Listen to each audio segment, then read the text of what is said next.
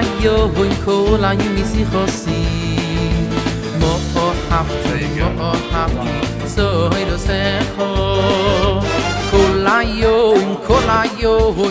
היום משיחוסי אוי תוירה ציווה לנו מוישה שקהילס יחקי תוירה ציווה לנו מוישה אוי תוירה ציווה לנו מוישה שקהילס יחקי תוירה ציווה לנו מוישה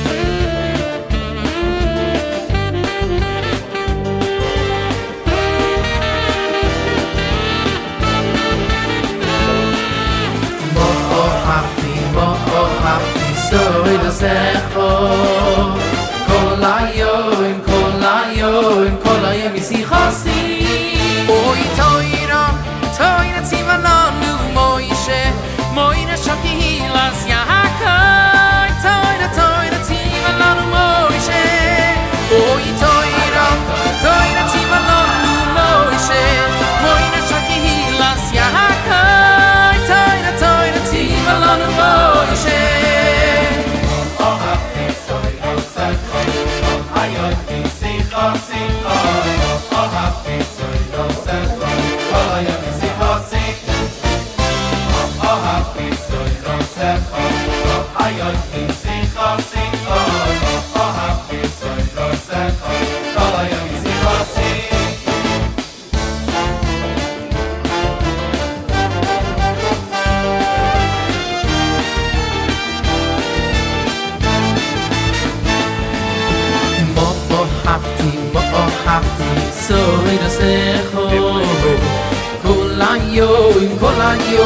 כל היום משיחוסי אוי תוירה ציווה לנו מוישה שקהילס יחקי תוירה ציווה לנו מוישה אוי תוירה ציווה לנו מוישה שקהילס יחקי תוירה ציווה לנו מוישה אוי תוירה ציווה לנו מוישה שקהילס יחקי תוירה ציווה לנו מוישה אוי תוירה ציווה לנו מוישה שקהילס יחקי תוירה ציווה לנו מוישה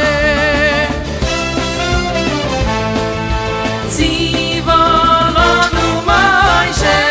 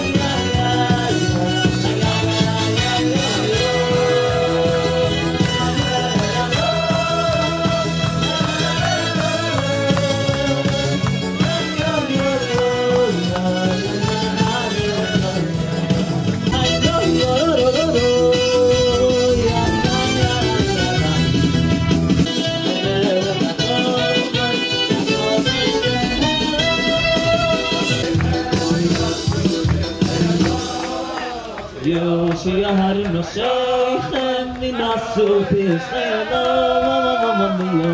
Melech HaKol HaKol Vaytzehelo Ya ya ya la la la Ya ya ya la la la Oh ya ya la la la Ya ya ya la la la Oh ya Melech HaKol HaKol Vaytzehelo Ya ya ya la la la Ya ya ya la la la Oh ya ya la la la Ya ya ya la la la Ya ya ya la la la Ya ya ya la la la Ya ya ya la la la Ya ya ya la la la Siyu shiyarim sheikhem minasu Bizhelom Diyo Melech HaKol HaKol Vaytzehelo Ya ya ya la la la Ya ya ya la la la Ya ya ya la la la Ya ya ya ya ya Siyu shiyarim sheikhem minasu Bizhelom Diyo Melech HaKol HaKol Vaytzehelo Ya ya ya la la la Ya ya ya la la la Ya ya ya la la la Ya ya ya la la la Siyu shiyarim sheikhem minasu Bizhelom Diyo Melech HaKol HaKol Vaytzehelo Ya ya ya la la la Ya ya ya la la la Ya ya ya la la la Ya ya ya ya ya ya ya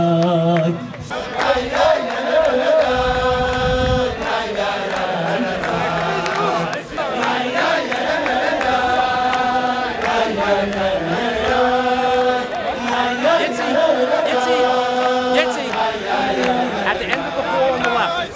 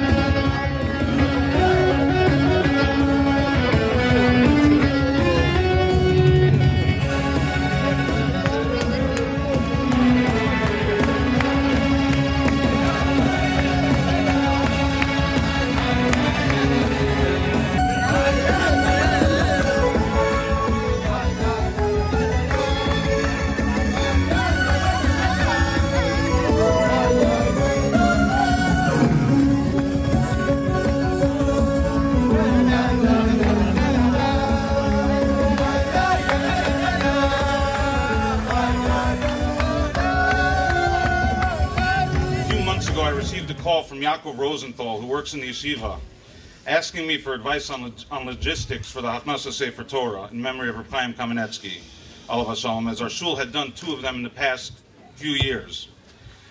I asked him about the program, and he mentioned that they were also planning the Chanukah Sabayas for that same day. I recall going off on a tirade about it being overkill, and I had felt that having it together would take away from each of these special events. Well, obviously they didn't listen to me and went ahead with the plans. Fast forward to this past week, I get a call from the yeshiva advising that I was going to be the MC for this event. Over the past few days, I've been thinking about what to say, and it hit me like a ton of bricks at how wrong I really was. Of course, this is the perfect compliment, honoring the memory of a man who was machshav Torah the way Reb Chaim Alav Shalom was, to the chesed that is so much part of the grain of this yeshiva and what Reb Chaim was known for. Of course, it makes perfect sense to have these 2 monumental events blended together as one. I guess I need to chalk it up to another lesson that I always need to be reminded of, that Das Torah will always reign supreme over Das Balabatim. At the start of this week's Parsha, Parshas Vayera, Avram welcomes his angelic guests into his tent and serves them a rather generous meal. This despite the pain of having had his bris milah, his circumcision, just 3 days earlier. The Gemara in Bav Metzia, Daf Pei Vav Amud Beis, notes that all the hospitable acts which Avram performed personally, Hashem rewarded him by performing the complementary acts personally to Avram's descendants. For example, Avram personally ran to get the meat, and so too did Hashem provide meat for Klal Yisrael in the desert. Similarly, Avram went to fetch the butter, which had the effect that Hashem rained down man years later in the desert. However, Avram told someone else to bring the water to the guests, and so Hashem only provided water via the rock. The question is, however, that Rashi says that the person Avram told to bring the water was his son Yishmael. And why did Avram not bring the water himself? For as Rashi says, he wanted to educate Yishmael onto caring for and looking after guests. That seems like a good and noble motivation. So why did Hashem provide the water in the desert in a less personal and direct way as a punishment for Avram not getting the water himself? An answer I once heard is that Avram was partially to fault here. For the best education for Yishmael would have been to witness his father running to get the water himself, as opposed to making Yishmael go. The best chinuch is leading by example. Anyone that knew Chaim knew him as a man of action. He was not one that sat and preached at the virtues of doing for the klal. He was a man that led by example. Our Rosh Yeshiva and the entire Hanhala of this yeshiva do the same. There is a saying, do as I say, not as I do. Well, that is the farthest thing from true Torah value, and particularly within the walls of this yeshiva, where our Rosh Yeshiva creates an atmosphere where any bacher can approach the Hanhala and ask, discuss, and even challenge. The only way an approach like this can work is in an environment of leading by example and MS. Well, I too will lead by example. An important part of being the MC is assuring that the program moves along and the crowd stays engaged throughout. I take that responsibility very seriously. With that in mind, I will make every effort to assure that the program moves along at the proper pace. It is my pleasure to call up a close friend of the yeshiva, the Mor Dasra of the Chavetz Chaim Torah Center, Harav Aryeh Zev Ginsburg Shlita, to give a few words of Divrei Bracha. Rosh Yeshivas, Banim, Chalakol HaKadosh Hazeh, specifically the Kamenetsky family. When I was asked to just begin the program with just a brief Divrei Bracha, right away came to mind something that my Rebbe and the Rosh Yeshiva's Rebbe, Rabbi Cohen's Rebbe, said over the Chanukah Sabayis close to 40 years ago. The Divrei Bracha that the Rosh Yeshiva gave, just say over that, it would be very appropriate. But as I was driving here this morning, driving to Bayswater, I just had an opportunity for a few minutes to think about Rabbi Cohen, and who I know my entire life, and about Chaim Kamenetsky, who we shared a tremendous kesher. Chaim single-handedly was responsible for my first shul opening up in Hillcrest, and I'm forever indebted to him and to Barbara and to the entire family. And it would be inappropriate. So I thought of just something else just to share. In Parshas Noach, we read by Yitzhak, Kerem, after the Mabel, Noach comes and planted a Kerem. And the Torah unfolds the story of what had took place, the degradation of Noach. And from that act came that a large segment of Klal Yisrael a large segment of the world was cursed forever.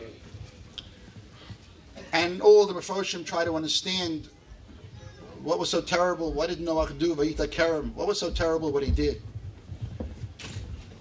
And Rashi makes the point that it wasn't that he planted the Kerem, but he should have planted Netios Acheros. Should have planted other plantings first. But if the world needs a Kerem, if the world needs wine, what's wrong that he chose this first? And I once thought to say that maybe Noach was the epitome of Chesed. Chazal described that days in the Mabul, days and nights, he never went to sleep. Worked day and night to give each animal what that animal needed. Never stopping for a moment that he didn't rest till after the Mabul. So the fact that he planted the Kerem was because he needed some wine. Shefer Yashar Ben Otam said needed to, as a painkiller for the pain that the lion had bit him. And he thought of himself. And Noach, that ish chesed, that Chazal say Avram learned chesed from Noach, from watching Noach, from observing what Noach did, of how he lived his life. But yet towards the end, after so many years, for a moment he thought of himself first. That came to a terrible churban. Everything about Noach changed. Avram Avinu was the chesed, the semel of chesed, titin chesed la'Avram, emes Yaakov chesed la'Avram. Yet what did Avram do? At the age of 100 years old, we're going to read about the sixth parsha. He welcomes the Malachim, and then he plants an Eshel, Vayita Eshel, the Eshel of Avram, to provide guests with shade from the sun. Avram, at that advanced age, doesn't stop. Continues the same chesed that he did his entire life. Never about himself, always about somebody else, always about doing chesed for others. That was the difference between Noach and Avram. I know Rabbi Cohn, Rosh Yeshiva, for pretty much my whole life. I remember as a teenager, my father, Zichron Levracha, who loved Reb Shaya, met Rav Lezer Pashinsky, Zichron Levracha, Reb Shaya Cohn's father-in-law, at a simcha, and I was standing there. Didn't know Yiddish very well, but my father said to him, "Kedai the ganze yeshiva for Reb Shaya. The whole yeshiva is worth it for Reb Shaya to have a Talmud like Reb Shaya Cohn." I was with him in L.A. when he created a storm, turned over generations. When he came here back to New York, when he was in Lawrence, went to 10 meetings, should he come to Bayswater, not come to Bayswater. I was outvoted, he came to Bayswater. Continued more, one program, another program, for wherever they go, Mechanchim for outreach, priority one, continuing Yeshiva, Koyel, continue, never stop. Shai is not the age of 100. Maybe he feels it like, but fundraising he feels like 100. But it's a new Vayita Eshel, a new Eshel, not for himself. So we continue doing for Talmidim, for those who need a place, to build Mabitei Torah, Mechanchim, future Mechanchim, to create people, to develop mention, and Nefesh also B'charon, to create human beings. Never stopped. Chaim Kamenetsky, Bab L'chaim, never stopped.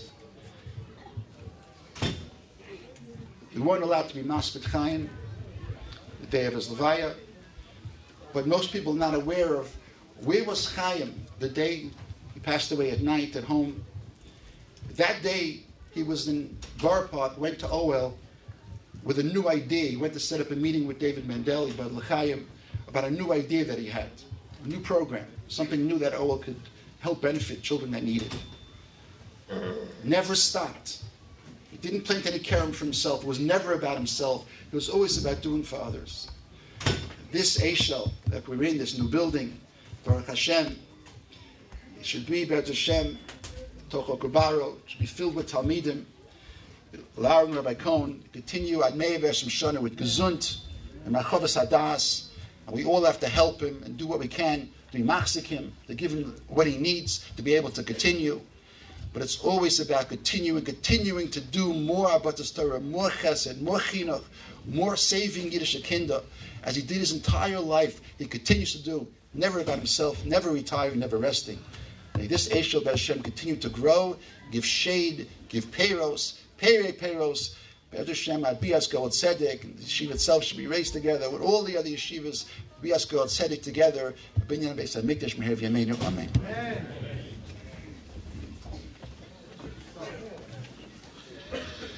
I was forewarned that there might be a few veerings in the program today. And I should just sort of go with the flow on certain things, and I can't think of a more appropriate interruption to this program that was printed than a man that, I guess, amongst others, but he played a very substantial role in planting the seeds of Yiddishkeit and of Torah in the 5 towns in the Rockaways. Rav Benji Kamenetsky Shlita to say a few words of Divrei Bracha.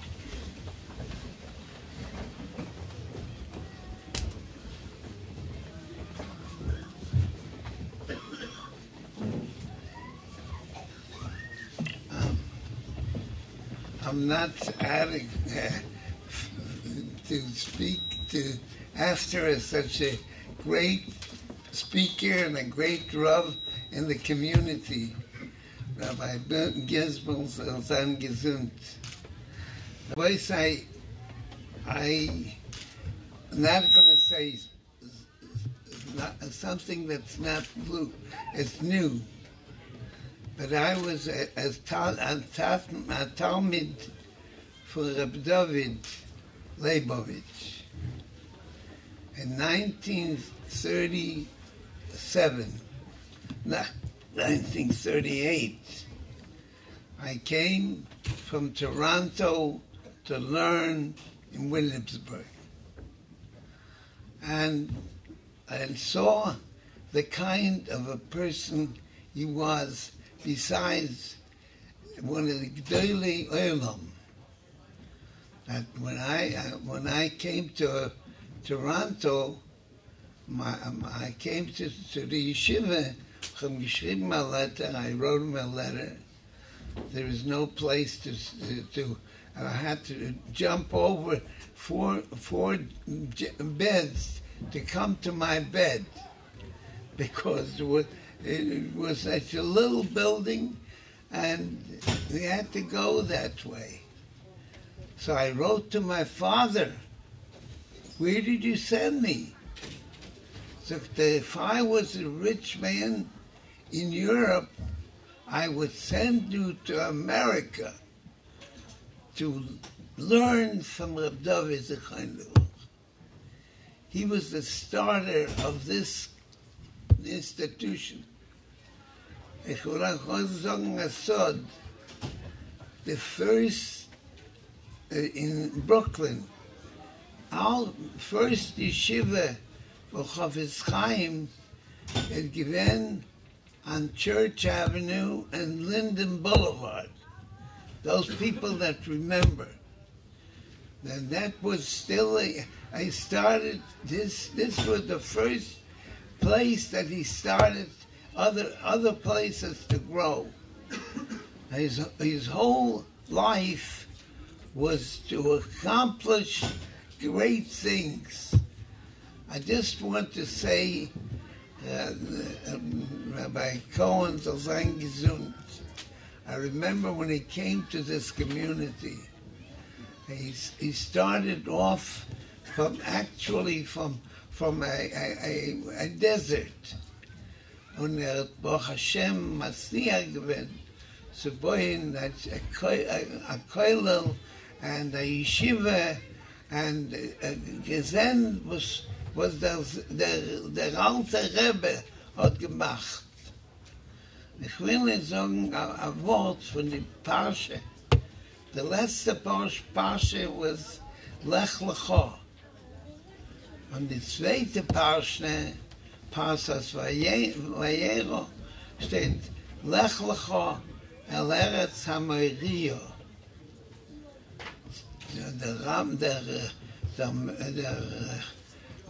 Der Tanchume fragt, What's more important? The Lech Lecha, Me'artzecha, or Lech Lecha El Eretz HaMoriah. So he said the difference is the Lech Lecha Me'artzecha is given at Tzavoy to Avraham Avinu. Aber Lech Lecha El Eretz HaMoriah is the idea is to learn to raise children that will understand the value of Torah, Yerushalayim, and Al Smode, and Balei Musar. That's the key. That's the key of the Lech Lecha Eretz HaMoriah. The Rebbe says helfen. Ich weiß, gedenkt sehr gut Reb Chaim. And I want to tell you a secret. I knew his father. He lived at a little farm store on Meshula Parkway, and that's where my father-in-law lived in the Bronx. Sollte wissen, Reb Chaim hat gelernt von seinen Taten und gelernt von seinen Rebbes, zu bauen a Mokim Torah in a community that needs it. Because die junge Leute werden Tates und die Kinderlach davon haben a derech von Leben, Musser und Torah und all them without the continuation of Torah and Yerushalayim. It's in this community. The Schuhsack von dem Rosh Yeshivas, von der Yeshiva in the Yeshiva Chavetz Chaim, und der Rosh Yeshiva, die Yeshiva, der Rebbe helfen, ist das Matzliach sein. Das ist nicht nur als Loche von Lernen. Beginning ist die erste Mitzvah ist Bereshis Borem Marikim. Sie sagen, die Rashi sagt, als Bereshis ist Torah. Und mit der letzte Mitzvah in heintige die letzte Sparsche von Zoysa Brocha ist Ve'ato Kisvu Lachem es Shira Zoyz. From the beginning to the end, als Teure. Soll sicher sein, als es soll wachsen und wir alle sollen kommen zum Mashiach Tzedkenu. Amen.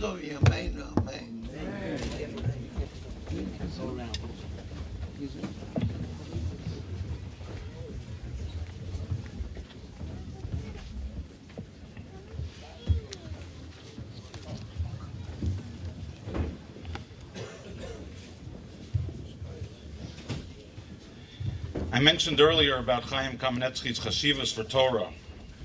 I recall him having an extra special place in his heart for our yeshiva. It might have been due to the fact that his children were Talmidim here, but whatever the reason might have been, I, along with some of my friends, were recipients of this special affinity. We were frequent guests at the home, and if you were ever there for Shabbos, the one thing you could never forget was the Shabbos meals and the unlimited amounts of food that continued to come out of the kitchen. If you ever wanted to understand the words in the famous Shabbos Zemer of Mayadidus when it describes Kol Minei Matamim, all manners of delicacies, and V'safnuke Madamim, the luxurious delicacies, being at the Kamenetsky Shabbos table was to experience that stanza. But what always stood out to me was how this man who was involved in such important decisions that affected Klal Yisrael was so down to earth and easy to talk with. He was machziv each one of us 18-year-old kids and schmoozed with us, gave us advice, and was so easy to talk with. To him, we were not guests. We were his children, an extended family. Over these past few days, I've been calling some of my close friends, asking them to tell me about their best story of Chaim. asking them what the first thing that comes to mind is. It's funny how initially there's nothing earth-shattering. There's no specific character trait that comes to mind. None of the wow stories that would end up in the Maggid book. But when we start talking and reminiscing, the simple stories, the feelings of love start pouring out. In talking with one of my friends this morning, I think we defined this phenomenon.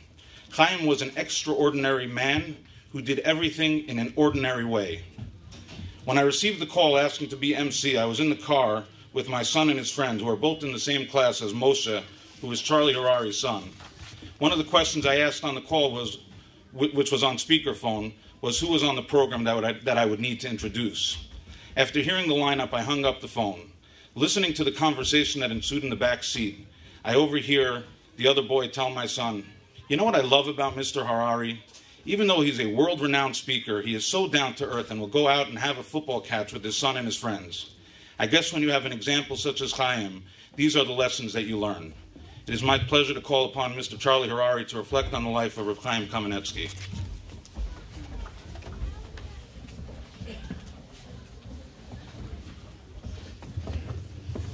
Thank you so much.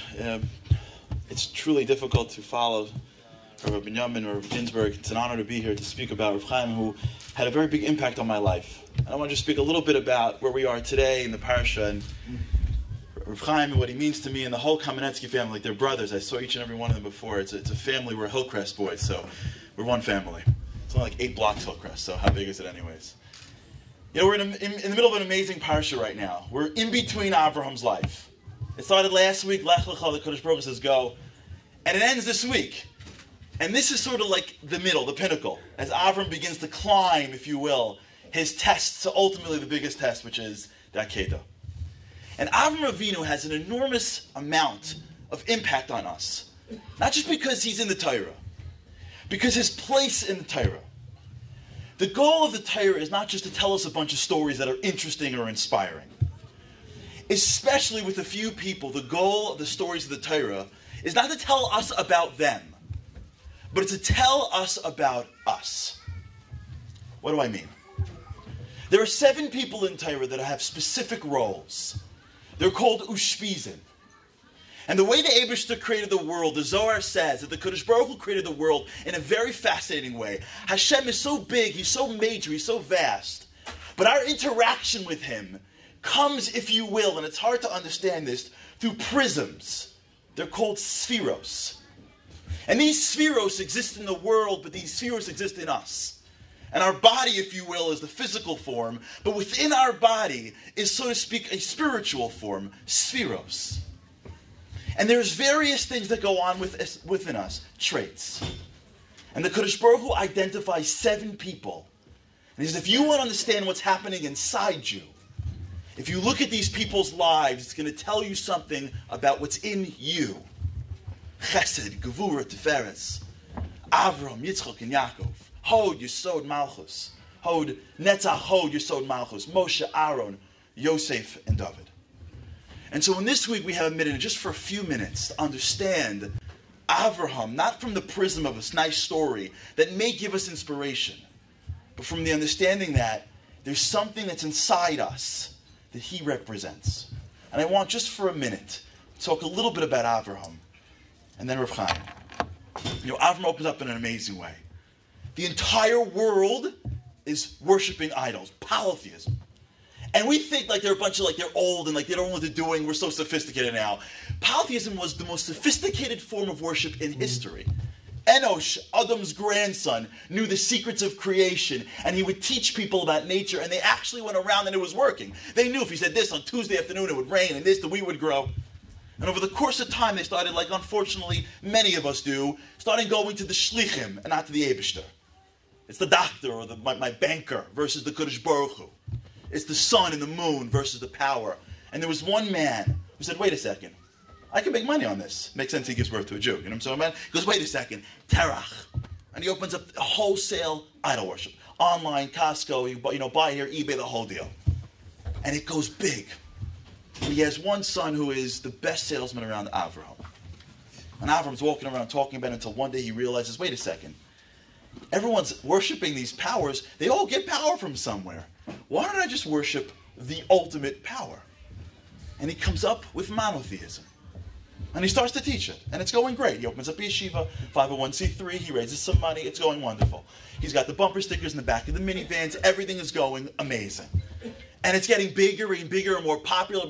He's going on Shabbatones right now. He's got winter retreats. He rents the Hilton like every other Jewish place. And it's going again and again and bigger and bigger. And all of a sudden, one day, Nimrod, who is the king of the land, shows up and goes, wait a second. You know what the one thing a king of the land doesn't want?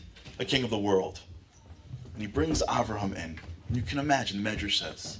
And in front of Avraham is a fire pit. And Nimrod goes, look who's here. Mr. King of the world. Wow. You believe there's one person? One entity that knows everything? Well then, he must know that you're right here and he'll save you. Why don't you jump in? And if it's real, you'll be fine. And at that moment, Avram had to make a decision. He believed in the Eibishter. He did. In the back of Sarah's minivan, it said, we believe in Hashem.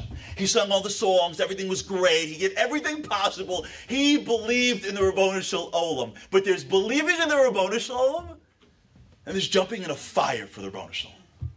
There's believing, and then there's believing. And when Avram Avinu jumped into the fire, what he brought out into the world was a midah called chesed.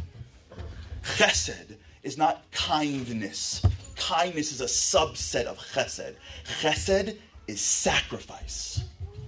Chesed shel emes is when you're giving it nothing in return. In the Kuntras HaChesed, Rav Dessler speaks about what it means to have ahava. Hav means I give.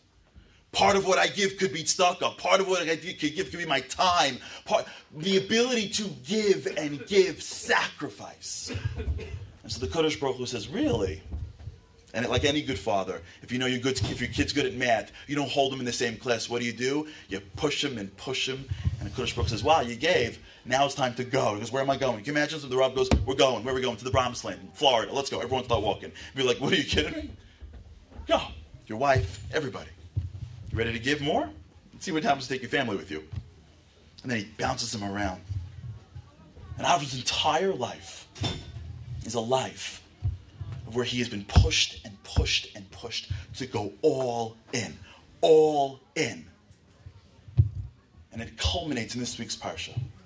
Because it's an amazing story that Avram Avinu is asked to sacrifice his kid. This is maybe the hardest thing for people to understand. If you look at some of the greatest people that don't understand Yiddishkeit, some of our people that are out there trying to tell everyone that there's no Yiddishkeit, one of the things they use to talk about our God is this story.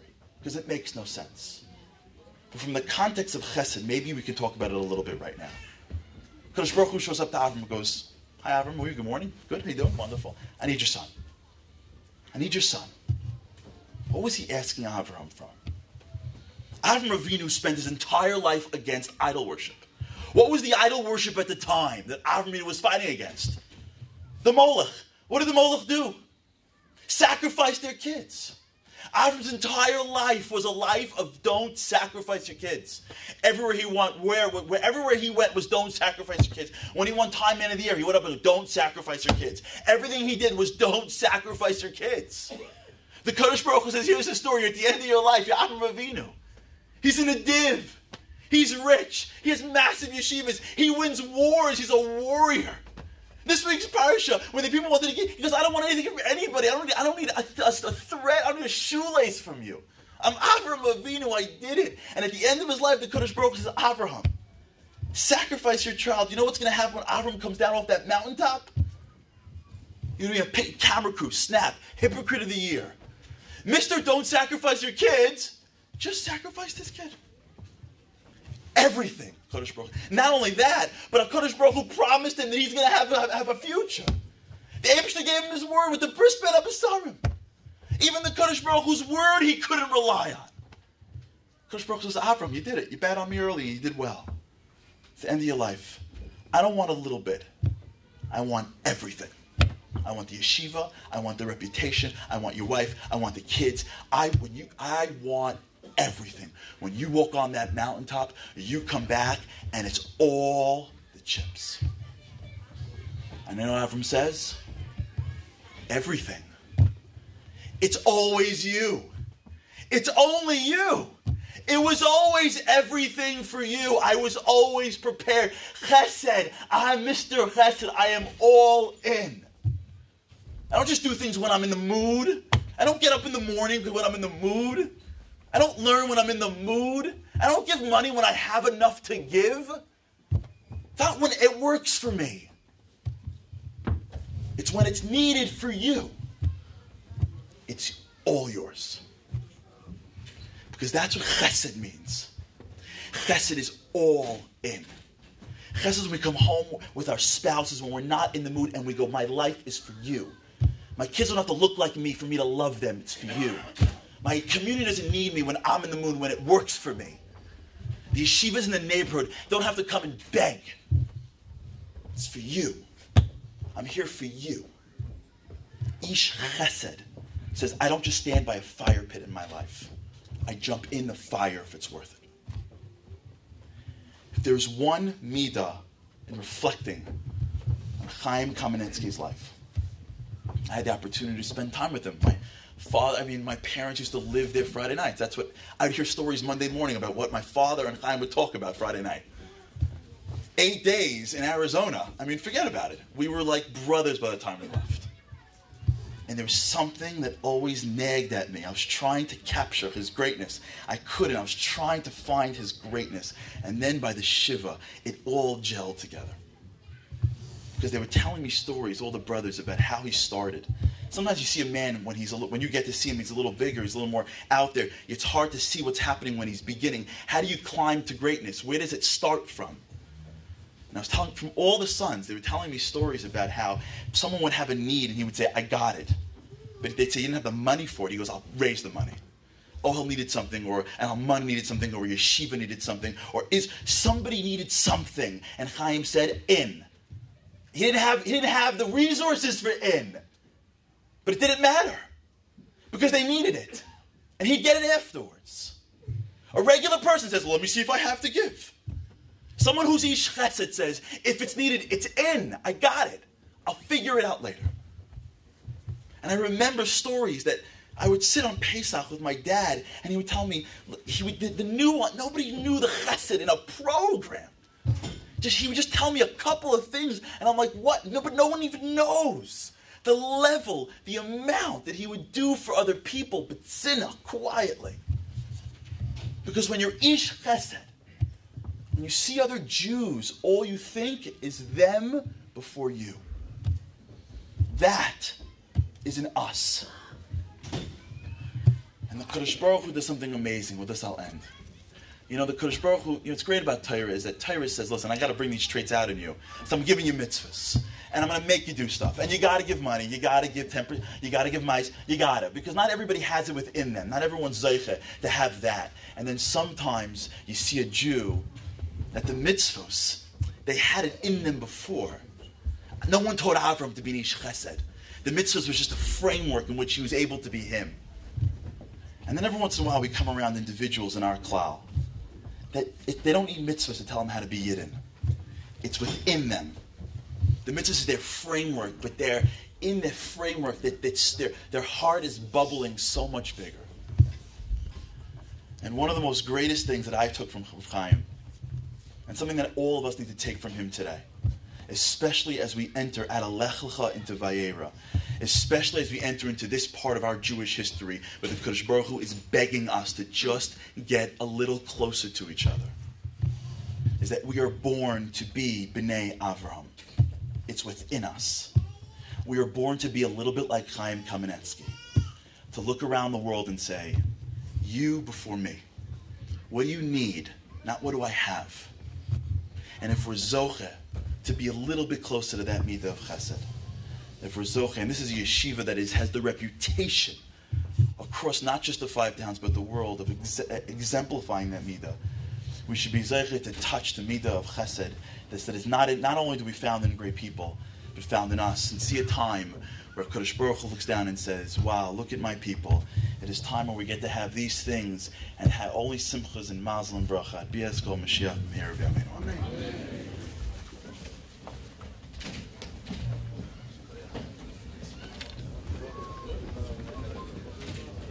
Just a quick heads up for whoever's concerned. We will be having mincha at some point. It'll be a heicha kedusha, but we'll get there soon.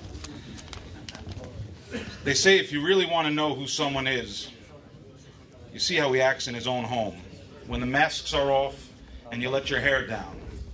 I have been blessed with counting Ben Zion and Yitzi amongst my friends, going all the way back into grade school. If you speak to any of his children, it's not from the way they describe their father that you would be able to identify them as their father's kids, because they speak the same way about their father that we do. It's only through their actions that you come to identify them as Chaim Kamenetsky's children. I know this might be one of the most cliche phrases out there, but the apple not falling far from the tree rings so true amongst his children.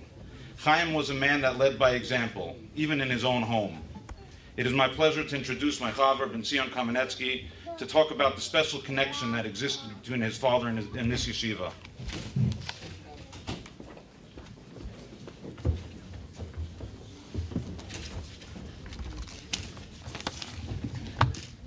No, the hour is late, and I hear my father screaming in my ears, "Don't be matriach, people." So I really won't. We're going to be very brief. Thank you, Charlie, for those wonderful words. I think it was my idea a few months ago when we were talking about this afternoon, today's program. I think it was my idea that Charlie should be the one to speak. And I was thinking, who's better than Charlie? He's, first of all, he's so charismatic, and everybody loves to hear Charlie speak, and he's so entertaining. And he's so close with the family for so many years.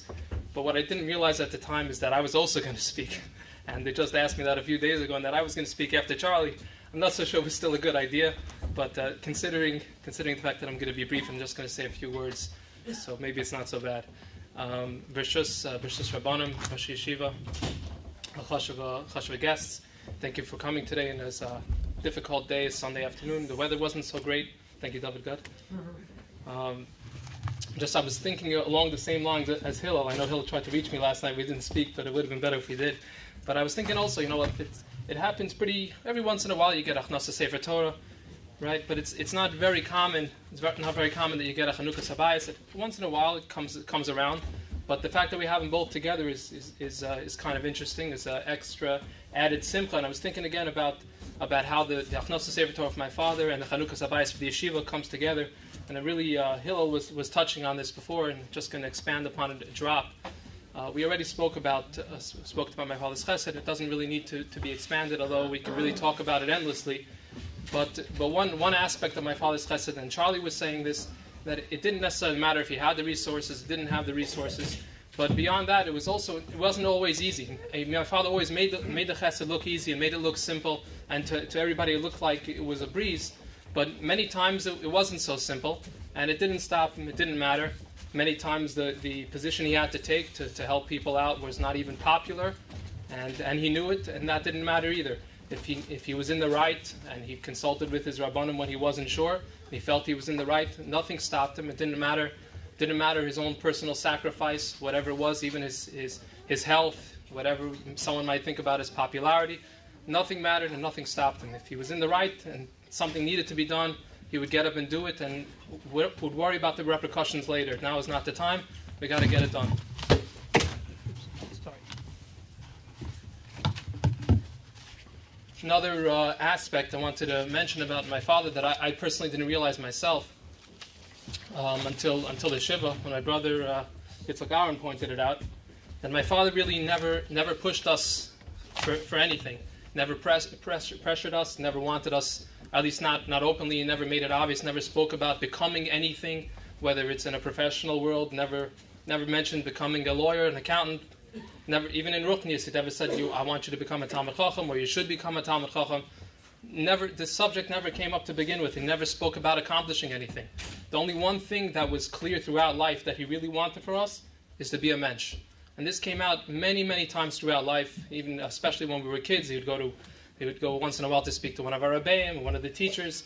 Never once did he mention a word about grades, how you're doing in school. The only thing that mattered is a teacher said you had derech eretz, or a Rebbe said you had derech eretz, or your counselor in camp said you had derech eretz. That was the only thing that mattered to him. It never mentioned a word about being matzliach in Parnasa. None of this ever came to be. And again, in the Ruchnius, he never said you should finish Shas, you should know something or do something. It was always about being a mensch, and that was the only thing that seemed to matter to him. And finally, one last thing that I'm going to bring up that people may not realize about my father. I don't think anybody would consider him a kiruv worker. He himself, for sure, didn't consider himself a kiruv worker. But somehow we know that there are families out there today that are shomrei Torah mitzvahs, that when they met my father, had probably no other connection to Yiddishkeit. And somehow, throughout the years of their relationship with my father, whether it was the fact that he showed them a sincere friendship, which is probably what it was. You know, he used to bring people. If he found out that in the course of business that somebody was Jewish, he would maybe bring them a lulav and esrog every sukkos for 10 years, or he would bring them matzah for Pesach.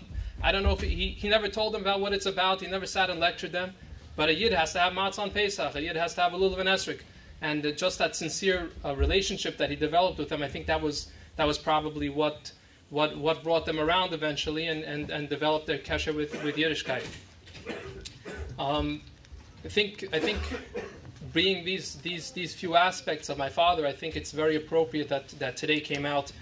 Obviously, there was a practical reason. You know, the yeshiva was destroyed. Whatever facilities they were using prior to now everything was destroyed in Sandy. So on a practical level, the yeshiva didn't really have a place to do Achnasa Sefer Torah. But I think on a symbolic level, the yeshiva was also built by Tibad L'Chaim by Rabbi Cohen Shlita, was built on a lot of the same concepts. When I first joined the yeshiva early in the 90s, and the yeshiva was really started out as a kollel, but it was a kollel that wasn't just sitting and learning, which, I mean, every yeshiva is really built on chesed. There's no bigger chesed than teaching Torah and bringing people closer to Hashem. But yeshiva was specifically created to teach people how to go and do outreach and bring people closer. So the yeshiva was really built to begin with on chesed. In addition to that, people think Rabbi Cohen had an idea in his mind to start a program for youth at risk and to help that the young men that had nowhere else to go. But it wasn't planned. If I remember correctly, I was in the yeshiva at the time. If I remember correctly, it was one parent. It started off with a set of parents with a kid who had nowhere to go, thrown out of yeshiva, nobody would accept him. And of course, Rabbi Cohen took him in, so we had a kollel and a beis medrash, and one kid that was maybe wore a yarmulke, maybe didn't wear a yarmulke. And then there was another kid, until Rabbi Cohen saw that these kids needed to be serviced specially for them, and he created a program just to work for them. And it didn't matter to Rabbi Cohen at the time. It wasn't a very popular point of view. This was way before the concept of youth at risk became a popular thing to work on, and people were blaming Rabbi Cohen for the problem rather than appreciating the fact that he was finally addressing it. So Rabbi Cohen didn't really care. He felt this is what's needed. This is the right thing to do. And whether it helps me fundraise, it doesn't help me fundraise, it makes me popular, it doesn't make me popular. If this is the right thing to do, this is what we're going to do. In addition, I think something that's unique about the yeshiva is it never focused on the yeshiva. The yeshiva is focused on individuals. And every individual that ever came into this building or came into the previous facilities of the yeshiva was always treated as a yachid. And everybody was able to grow within their own special abilities, whatever they were, some higher, some lower. And it didn't matter. Nobody was pressured to become something that they weren't or to look like something that they weren't. Everybody was meant to grow slowly at his own pace based on who they were, and nobody was made to feel bad or pressured to become something that he was not. And finally, I think the most important aspect is that relationship. I remember when I met Rabbi Cohen the first time, I remember thinking that Rabbi Cohen could be my Rebbe and my best friend, and Kachava. And it wasn't only Rabbi Cohen, the other Rebbeim in the yeshiva also we were very close with, and I would be remiss if I wouldn't mention Rabbi Schmidman, who has been so dedicated to my learning and really everything of my life in the last probably 10, 15 years also. But the yeshiva was really about that kesher and that relationship, and perhaps that's why the yeshiva and Rabbi Cohen has always been so successful at Kiruv and about bringing people in who are maybe distanced somewhat from the yeshiva or different distance from Yiddishkeit. And it is my sincere tefillah that the yeshiva should continue to be successful under Rabbi Cohen's leadership and together with the other Rebbeim, BS Gold.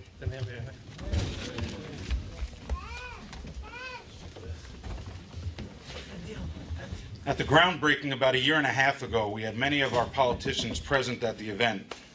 Now, as all of you know, the way to get a politician to come somewhere is to put a crowd in front of him. Half their job is being in front of their constituents and promising the world. But if you want to know who your real friends are, it's when the lights go down and the crowds are gone in how they act. Well, I can testify to the fact that Phil Goldfeder is a true friend of the yeshiva. There were problems early on with the building permits. In my conversations with my friend Avram Berger, he expressed that they were having some issues with the building department and things were stagnant because of that. Well, I called our assemblyman and told him what was going on. Anyone that has ever dealt with the DOB can testify that they march to their own beat. Phil is on the state level, while the buildings department is a city agency. That could have been a great excuse not to get involved, and we would have understood that. Well, that did not stop Phil from rolling up his sleeves to help. If I recall correctly, I did not have to place another call to Phil regarding this specific issue. He was proactive in every sense. He got his staffers involved and followed through on getting us through the red tape and moving boulders to get us the permits we needed. It speaks volumes for the man that Phil is. I'm sure he would have done the same for anyone, as he truly is a man of the people. But I think there's a sense of going above and beyond, as he is someone who is a true advocate for Torah and its values. It gives me great pleasure in calling our assemblyman and a true friend of this yeshiva, Assemblyman Phil Goldfeder. I'm truly nervous. When I look at who I'm following and who's going to be after me, I'm not really sure why I'm standing up here.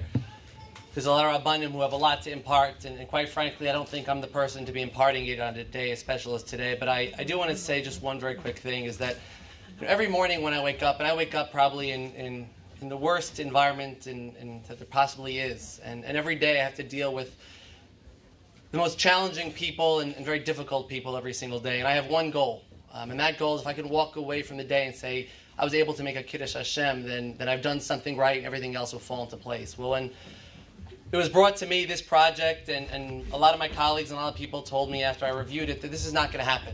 As Hill said, the Department of Buildings is just, it doesn't work. These things don't, it's too complicated, it's never going to make it happen. And the truth is that when you're doing it for the right reasons and you're doing it with the right people, nothing's impossible. And we sat there and we pushed and we pulled and we changed and we fought, and Baruch Hashem, we were very, very successful. So I think there's no better message today, is that if you do things for the right reason, if you're going in for the right reason, then we're all going to be matzliach. And I want to say that in this yeshiva, and I've seen it time and time again, is the yeshiva instills in its bachrim the foundation that you need to go into any place. You don't have to fit the mold. Not everybody fits that mold.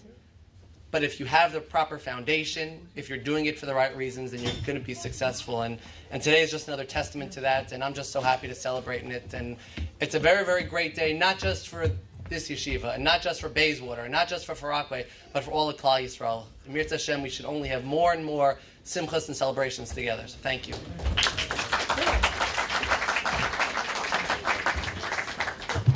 I am constantly reminded by my father that we are part of a long Masorah. Every once in a while, even rattling off the lineage, Rebbe to Talmud, all the way back to the Vilna Gaon. My father recalls that when he studied in the Rosh Yeshiva's blocks here some 50 years ago, the Rosh Yeshiva spoke frequently about establishing a network of farm yeshivas across the country that would feed into the main yeshiva. At the time, some of the Talmidim were amused and somewhat skeptical as the main yeshiva at that time had perhaps 15 Talmidim, all of whom were in their teens. They were the ones whom the Rosh Yeshiva predicted would become the manpower to head the yeshivas of the future.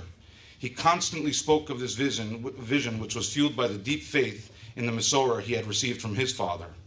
Ultimately, he drew his Talmidim into his exciting plans. It would take many years for his dreams to become reality, but it has, in full measure. Those same Talmidim and succeeding generations of Talmidim were inspired to actualize the Rosh Yeshiva's vision. Currently, there are many yeshivas dotting the global landscape, all deeply rooted in the Slobodka Masorah, as articulated by Rabbi Dovid and the Rosh Yeshiva Zetzal. This worldwide Torah network has been entrusted to his Talmidim. The Rosh Yeshiva, Rav Dovid Harris, along with Rabbi Grumblat Shlita, continue the Masorah of Torah and Musar in passing on to a new generation that so desperately needs it. It is my great honor to call up the Rosh Yeshiva of Yeshiva Chavetz Chaim, Rav Dovid Harris Shlita.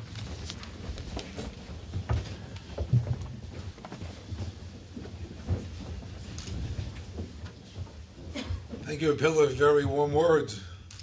You reminded me as you were talking that the Shiva Shlita of Cohen, together with Rabbi Edelman and I, spent 2 years together in Eretz Yisrael. The three of us, the younger light, at that time, at the beginning of our branch in Sanhedria. Shus the Shiva Shlita, Rosh Yeshiva Rabbanim, Kol Kodesh Hazeh. I'm deeply honored to be able to participate in this enormous Kiddush Hashem, together with the beautiful Achnasa Sefer in memory of a very, very special Chosheva, Chaim Kamenetsky, Zichron Levracha, to be able to participate in the Chanukas Habayis, in a binyan for Yeshiva, something that we should take note of and appreciate the zechus that we were there, able to participate in such an event.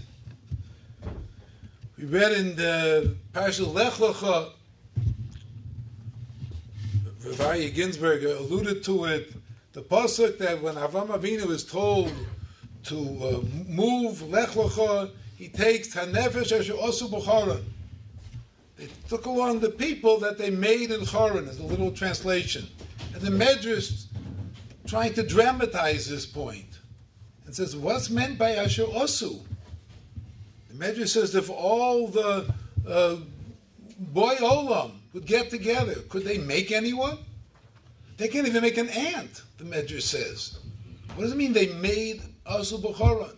So the Medrash concludes that because Avram Avinu brought them Tachas Kanfei Shechina, believing in one Hashem, Megaya them, it's Kilu Osu. It's a reconstruction of the person. What's interesting, though, is that the Gemara in Sanhedrin expands on this and extends it, Kam Lamed ben Chaveiro, Torah Kilu Osu, based on the same pasuk. It not only applies to a situation where Avram Avinu is bringing a person with any belief in Hashem, give him a purpose in life, a meaning in life. It applies to a person.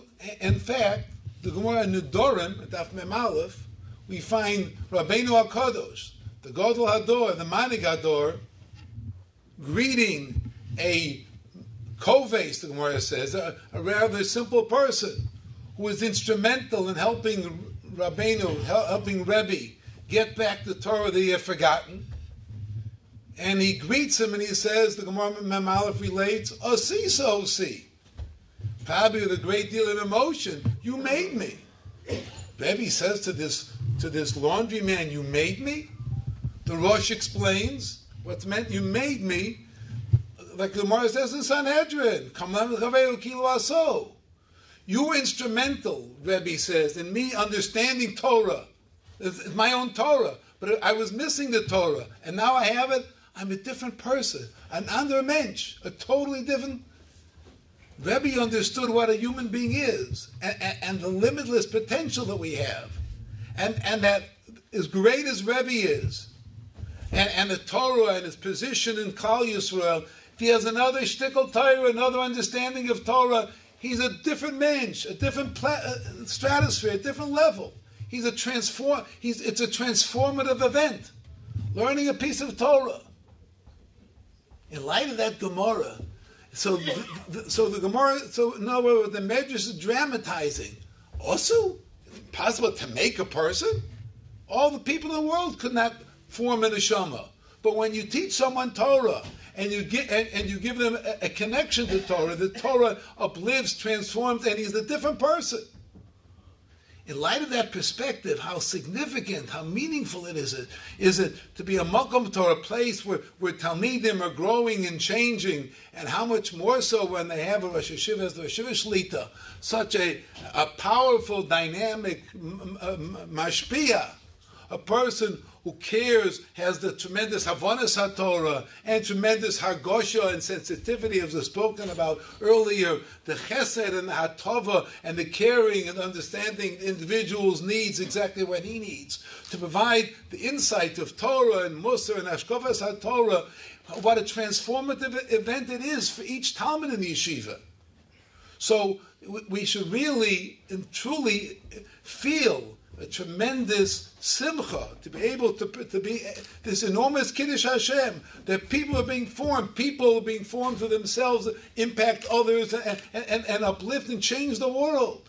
If simply learning Torah, even a big Talmid Chacham who receives a little Torah from a lesser person, is changed and transformed, what can we say about the work the Rosh Yeshiva Shlita has done to hundreds and hundreds and thousands of people, changing their lives, providing with Torah, with Havanas HaTorah, Amkus HaTorah, with the Musar, the insight of Torah, of Mensch, and dealing with them as an individual, to helping them as Yechidim to grow and steig and work out of there to be able to serve as future leaders for Klal Yisrael. It's such an enormous simcha. The Baruch Hashem, they have a makom mitoch the raw, the destruction from that sandy raw. It comes this tremendous step forward. The Baruch Hashem, they have their own makom where the Talmidim can grow and steig and higher levels. Be'ez Hashem, it's our bracha. Be'ez Hashem, Rav Cohen, who I'm so personally going back.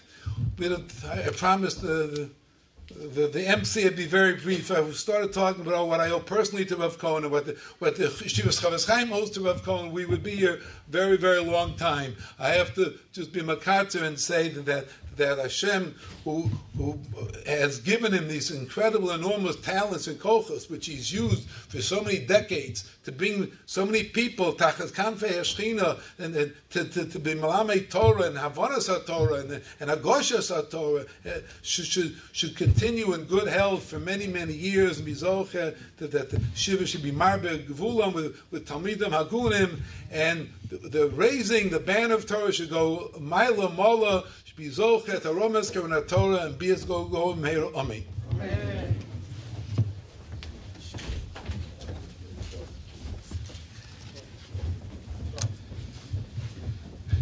I mentioned a few minutes ago how I have been zochet to have a unique perspective of the yeshiva. One thing that I am constantly in awe of is how bli ayin hara, my father's and our Rebbe's generation seems to get younger with age. I'm not talking about from a physical standpoint, although that is definitely part of what is so amazing, but rather the energy that is displayed as they continue to be Marbit's Torah. I came by the yeshiva this past Shabbos to hear our Rebbe give the shmooze, and what struck me was how Rebbe still relates to the current generation of Talmidim coming through the system, understanding their challenges, relating to their problems, and talking their language. You would think that all of our Rebbe's accomplishments, whether in the world of chinuch or in kiruv, and most recently in dealing with our youth at risk, building the yeshiva would have been something that he would have left to his children. No, not Rebbe. He continues to grow, to accomplish. I recall from my father how the Rosh Yeshiva of Henoch Leibowitz identified bitachon as the key to happiness in life, as well as to success in our Batzas HaTorah. The end does not justify the means, he would explain, and we have the bitachon to realize that we only work here. The drive to accomplish will inevitably corrupt a person's judgment, putting him at risk of straying from the Masorah, committing acts of dishonesty, and even potentially causing Chil Hashem. Reb Dovid, the Rosh Yeshiva, would often say, was such a Baal Bitachon. Nothing fazed him. Even the crushing pressures that debilitated his health, precipitating his untimely demise, never succeeded in dimming Reb Dovid's deep-rooted simcha and emunah in Hashem. The Chavetz Chaim Yeshiva was founded on Reb Dovid's Bitachon, which was passed on to his son, Rav Henoch, and passed onwards to his Talmidim. Money meant little to Rav Henoch. The lack of it, no matter how dire, was never cause for concern. What's the problem, he would smile reassuringly. Hashem will send us the money when we need it. Receiving it was not a cause for rejoicing about the money per se. Rather, he delighted in the hashkacha and chesed of Hashem, who never abandons us and always gives us what we need when we need it. Nor was a donation a reason to flatter the donors. When the yeshiva received $6 million, Rosh Yeshiva's greatest joy seemed to lie in the fact that the money came from a will with no stipulations, so that he felt no temptation to compromise his principles by using the money to satisfy someone else's whim. Anyone that knows our Rosh Yeshiva knows that bitachon fuels him in his march forward. Dreams only become reality in this yeshiva through bitachon. I recall fondly when I was a Talmud in the yeshiva, consistently sitting through shmuzin that revolved around bitachon with the experiences and stories to prove it. Our Rebbe has continued in his Rebbe's Masorah. I am humbled to be up here today, as I recall when I was in the yeshiva, the constant talk, both from the Rebbeim as well as from us Talmidim, of the need to have our own building. To dream is one thing, but to persist and believe, that is the only reason that we are sitting here today. Our Rebbe continues to dream, and the testimony of that is that if you look at the last page of your program, this was only the first phase. Rebbe continues to dream, continues to build, and most importantly, continues to accomplish in making true B'nai Torah. They say, if you really want to know about a yeshiva, look at the end product. What are they producing? Well, look around. Whether it be a Talmud that is now a balabas or a Talmud that continues on in our Batzos HaTorah, the product that this yeshiva constantly produces is worthy of our support. With great pride and with great reverence, I call upon our Rebbe, the Rosh Yeshiva Shlita, Rav Sayakol. Thank you, Rabbi Hillel. Thank you, Rabbi Harris, for your warm and, although grossly exaggerated, words. They are deeply appreciated. Shus Maronon, V'Rabbonon, V'Rabboisai, and all of our friends that are gathered here today. We read this Shabbos in Parshas Lech Lecho about Avram Avinu, Vayorek es Chanichov. He armed his students, his disciples. And Rashi, on that word Chanichov, explains the root of the word and therefore the concept. He says it's a loshon of chinuch. And he explains that chinuch means tchilas knisas odom oy kli leumnis she'osid la moidbo. I think that's the exact quotation. Tchilas knisas odom oy kli leumnis she'osid la moidbo. The beginning of the entering of a person or a vessel to an umnis, to a trade, a profession that he is destined to remain with. Now Rashi always bothered me. Tchilas, knisas. It's not the knisa, it's the tchila. And it's leumnis. Why an umnis? And it's osid lama boy. How do you know that it's osid lama boy? That sounds like a prediction, like a nevuah. It's osid lama. We don't know anything about it. And Rashi brings, there are 3 examples in Tanakh that have this word chinuch. One is chanoich lanar al pi darkoi, to educate a young person according to his natural derech. The second being the chanukas hamizbeach, and the third being the mizmor shir chanukas habayis leDovid. And was wondering, like, maybe there's something in one or the other that could reveal what Rashi is talking about over here. And it occurred to me that Chanoich Lanar al Pidarkoi, the Meforshim explain, find it in the Pirush HaGro and in other Meforshim, that the idea is give that Nar the tools that he needs. Give him, teach him, train him according to his true essence, according to his derech, so that with the unique individuality, capabilities, strengths, and weaknesses that he has, and the Goyen even says his mazel, that he will be able to continue in this path, and you have fortified him and trained him and developed in him the ability to continue, gam ki yazkin lo yosur mimeno, so that when he gets old, he will not veer from this derech, because you have given him those the ability to grow according to his own nature, according to his own capabilities. And it occurred to me that maybe that's the pshat in chinuch. Tchilas knisas ha'odom. It's the beginning. It's not even the process of amassing information. The chinuch process, which gives, he's a nar, so kol zman he's a nar, the posuk would apply. You're giving him a lot of information. But that's not really what chinuch is. Chinuch is the tchilas knisas ha'odom. It's the beginning, it's the tools, it's the understanding his unique nature and working with that, so he now has the capability, has developed the strengths, has molded himself in those areas necessary for him to be able to continue. Gam ki yazkin lo yosu mimeno. And maybe that's the pshat, tchilas knisas ha'odom leumnis. An umnis is a profession, a trade. An umnis has tools of the trade. I've given him the ability to perform the trade. He now is trained in order to be able to perform that trade, and therefore it's le'umnus she'osid la'amod bo. He's destined to remain there, because when a person has been trained according to his true nature, and he has been given the tools with which to work, now he has the klei umnus, and we can be assured that he will be able to continue with those tools, with that umnus, to be able to continue in that derech, and therefore we can be assured that he's osid lamud boy.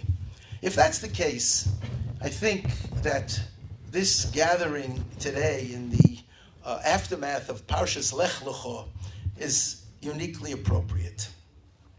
I believe that we're very fortunate in having developed and built this facility. It's small. If you notice, it was very difficult just to get through the hallways with the crowds that we had here today. But small has a very big advantage. It allows for interactive experiences. It allows for learning that allows the Rebbe and the Talmud to communicate. It allows the Rebbe, in the words of the Miyasid of the Chofetz Chaim Yeshiva, Rabbi Dovid Harris, Livrocha, who was known to say that, he says, the job of a Rebbe is not to give information, to feed information, but it's to creep into the mind of the Talmud and to see how he's getting it, and to be able to straighten it out, to be able to guide him, to be able to cause him to rethink it so that he understands what's going on. And an interactive learning experience is a true tchilas knisas odom leumnes. He's given the kelim. He's given the individual attention that he needs to be able to develop according to his own unique kishronis, to his own tendencies, to his own emotions. And memela, it can be a chinuch, where it's lo yigam ki yazkin lo yosum imenu, where he's a umnis shehu osid lamud bo. And I believe that the same thing is true with the Chanukas Habayis. And Chanukas Habayis is tchilas knisas hakeli, to an umnis she'osid lamud boy. We have to look today at this knisas habayis as the beginning of the entry, just starting. What does it mean it's just starting? How is it giving us the ability to continue? How is it giving us the tools with which to be able to continue? Well, I think it's on many levels. Number one, there are so many people here who have been so generous in their support in building this facility. It certainly went through many difficulties, but nothing could have been done without the generosity of so many people who gave of themselves to the fullest extent, who gave to their capacity, who gave with heart, who gave with feeling, who gave with devotion and dedication, who did everything that they could to assure that this facility should become a reality. And when you have behind you a group like that, then we have the tools. We have the wherewithal.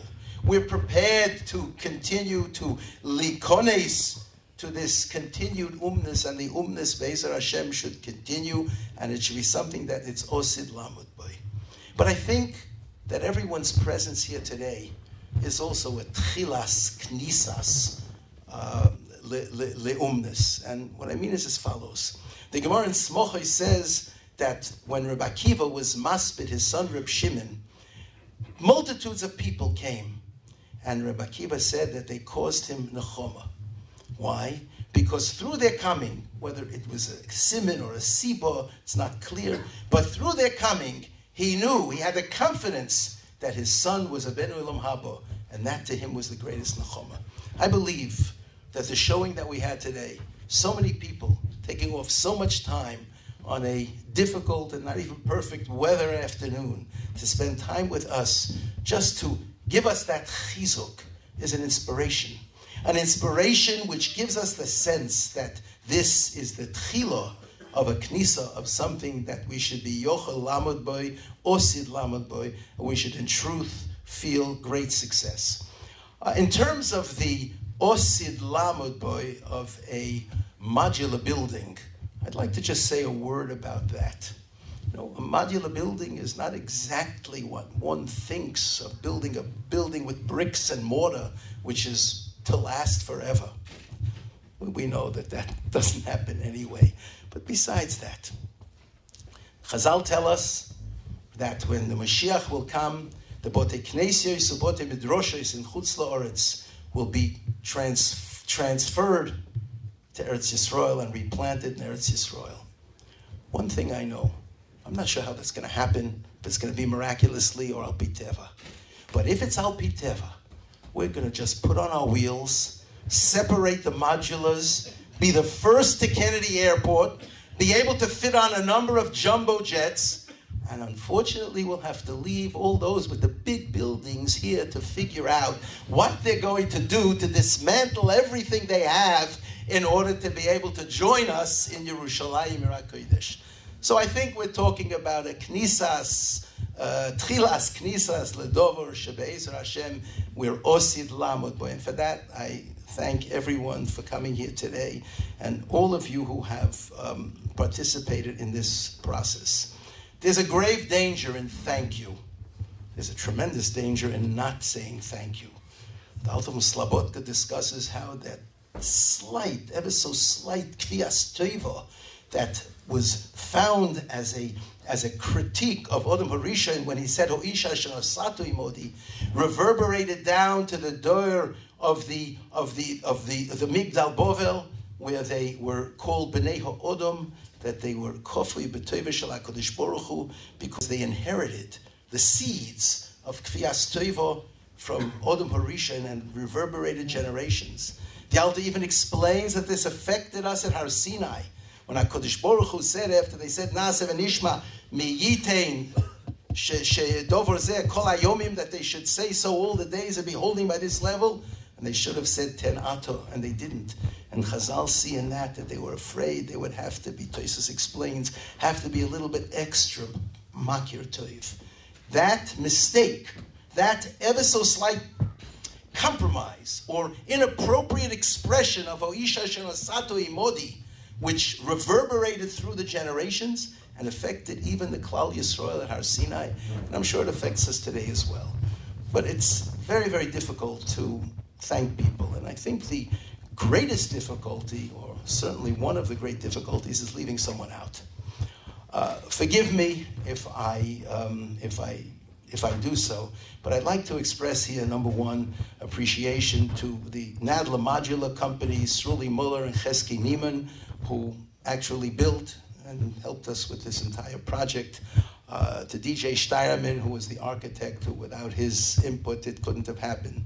To Rubin Construction, Zalman Schachter and Yossi Rubin, who really put in great efforts to make this happen, and it wasn't an easy project.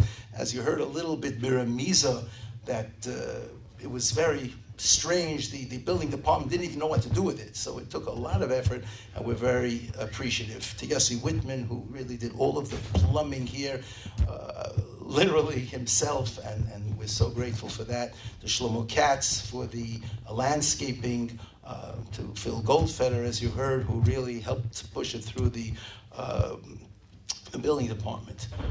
When we experienced the Superstorm Sandy, and we were sort of left temporarily homeless, I'd like to thank, first of all, the Jewish Heritage Center, Rabbi Portnoy and Rabbi Turk, who took us in without any question.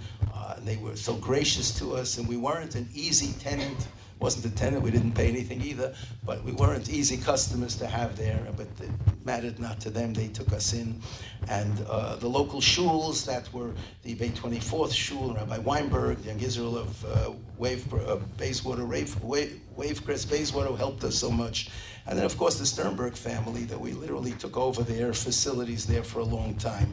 We're also very appreciative to Moshe Meir Lowenstein, who literally built with his own hands the Aron Kodesh, the Omud, and the Bima, for whom we're very appreciative. And to the Aguda and Rabbi Pfeiffer, who housed us for a long time before Sandy, and we really have no words to express our appreciation. And in terms of this affair alone, I would just like to thank Yaakov Jaffe, who really put this affair together. Yaakov Rosenthal, who really took care of so many of the details that without which we wouldn't be here today. Baruch Schoenfeld, not just for his musical accompaniment, but for all of his other efforts. There's one individual that I would like to single out with a very special expression of appreciation. David HaMelech was not zoiche to build the Beis HaMikdash. Yet the dedication to the Beis HaMikdash is Mizmor Shir Chanukas Habayis LeDavid. Because David HaMelech was Moshe Nefesh for the building of the Beis HaMikdash. He designed it, he craved it, he lived it. That was the goal of his life. He wasn't zoiche to build it biyadayim or to see it built in his lifetime. But it was his dedication and commitment that made it happen. And therefore it's called the Bayis Asher Bono David. There's one individual who literally took this project from the beginning. One would have thought, the way he went about it, that he was an experienced person in this field, but in reality had no experience whatsoever. Taught himself everything, oftentimes more than the professionals in the field, which was to our advantage, and literally spent day and night to make it happen. I'd like to ask Avram Berger to please come up here for a moment.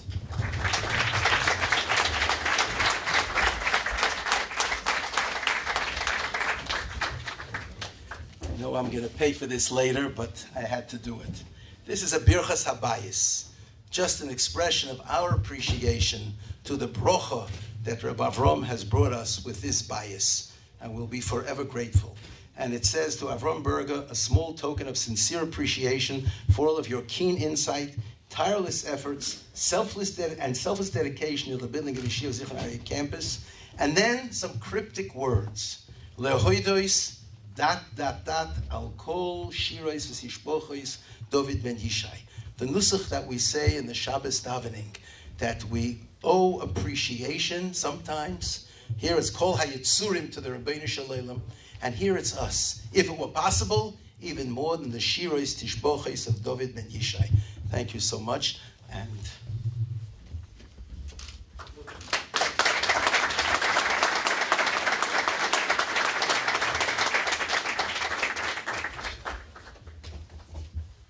thank you. This award was supposed to be a surprise, but having worked with my Rebbe in Rosh Yeshiva for 7.5 years now, I anticipated it, so I prepared a speech. But considering the late hour, I'm not going to take the time to give it over to you. I just want to say thank you very much to all of you for being here, and to especially the people that are in the yeshiva and that are involved with the yeshiva throughout the year, the people that have helped in so many ways, because it would not be worthwhile for me to do what I do if not for the benefit that you gain from it. And I hope that we can continue to do great things together. And obviously, as Hill so eloquently said earlier, the real thanks goes to Rabbi Cohn for bringing us all together and really making this happen. So I really don't deserve much, but I'll take the nice plaque anyway. But thank you very much. Now we're going to unveil the dedication walls. We have the pillar wall for those who donated to the pillar campaign, dedicating the 77 pillars on which this building physically stands. Here it is.